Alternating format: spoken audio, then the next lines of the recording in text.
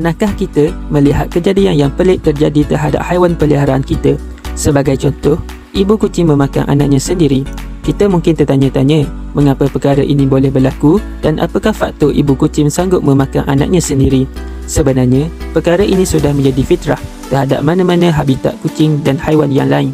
Oleh sebab itu, dalam video kali ini, saya akan mendedahkan 7 faktor mengapa ibu kucing memakan anaknya sendiri.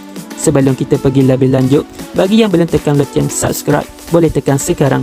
Bagi yang sudah tekan, sila pastikan butang like juga turut ditekan pada video ini. Jika dah tekan semua, let's go! Nombor 1. Faktor bilangan anak yang banyak. Mempunyai bilangan jumlah anak yang banyak adalah salah satu faktor utama mengapa ibu kucing memakan anaknya sendiri. Hal ini kerana ibu kucing akan mengalami tekanan atau stres untuk menjaga dan menyusu anak-anak sehingga membebankan ibu kucing itu sendiri. Korang mesti tidak tahu kan? Kucing pun stres tau.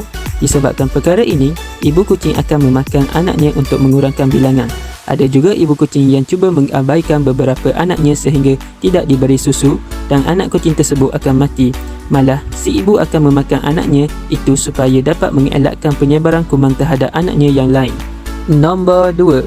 Faktor bau tangan manusia. Bau tangan manusia juga adalah faktor ibu kucing memakan anaknya. Disarankan supaya penjaga atau pemilik kucing tidak perlu begitu kerap menyentuh anak kucing yang baru lahir.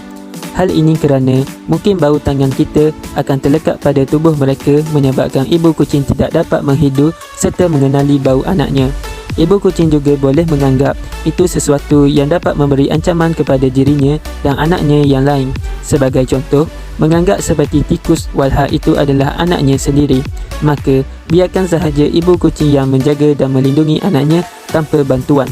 Jika perlu, penjaga atau pemilik kucing juga boleh menggunakan sarung tangan untuk menyentuh si anak kucing itu. Nombor 3. Faktor umur. Faktor umur juga boleh disebut sebagai mengapa ibu kucing sanggup memakan anaknya sendiri. Perkara ini berlaku disebabkan ibu kucing yang masih muda lagi dengan dunianya sendiri. Antaranya seperti bermain dan tidak gemar untuk menjaga anak. Mereka juga masih tiada naluri keibuan yang sudah tua dan matang. Oleh itu, ibu kucing yang muda akan mula stres dan kebingungan untuk menjaga anaknya.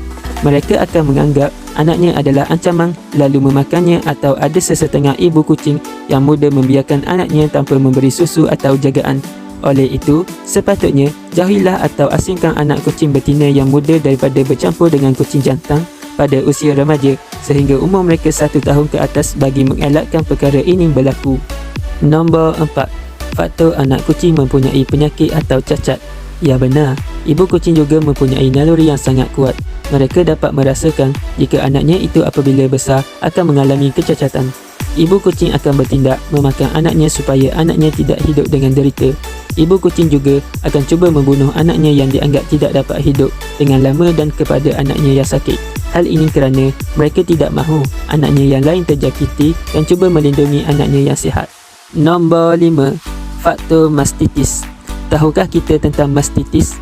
Mastitis adalah satu penyakit yang akan dihadapi oleh ibu kucing.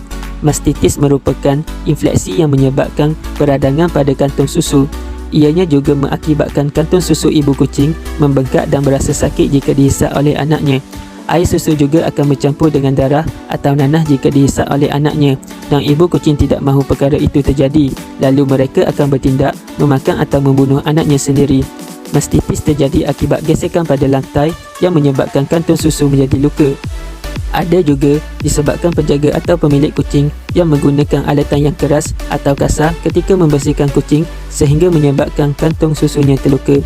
Oleh itu, dinasihatkan berhati-hati ketika membersihkan kucing kita dan sentiasa perhatikan kucing kita jika memiliki tanda ini dan segeralah menghantar kucing kita ke klinik haiwan yang berdekatan.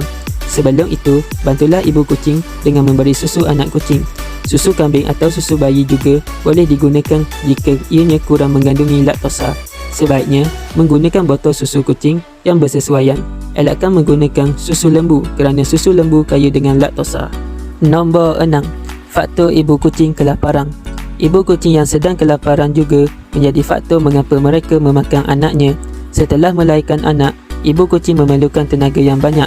Jika penjaga atau pemiliknya tidak menjamu makanan kepada si ibu kucing, Mereka akan mula memakan anaknya sendiri kerana mengalami kelaparan yang teramat sangat. Untuk mengelakkan perkara ini berlaku, tolonglah peka kepada kucing kesayangan kita. Berilah mereka makanan yang mencukupi. Kasihanilah mereka yang juga berasa lapar seperti kita. Nombor 7. Faktor ibu kucing merasa tidak selamat. Ibu kucing akan bertindak memakan anaknya jika dia mula merasakan bahawa tempat sekelilingnya memberi ancaman dan tidak selamat untuk dirinya dan anaknya. Mereka akan sanggup bertindak memakan anaknya itu sendiri adalah kerana tidak menginginkan anaknya menghadapi ancaman yang lebih besar. Kita juga perasakan mengapa ibu kucing akan mencari tempat yang gelap dan sunyi ketika ingin melahirkan anak.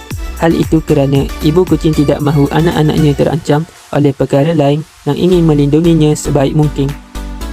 Itu saja daripada saya. Sekian, terima kasih.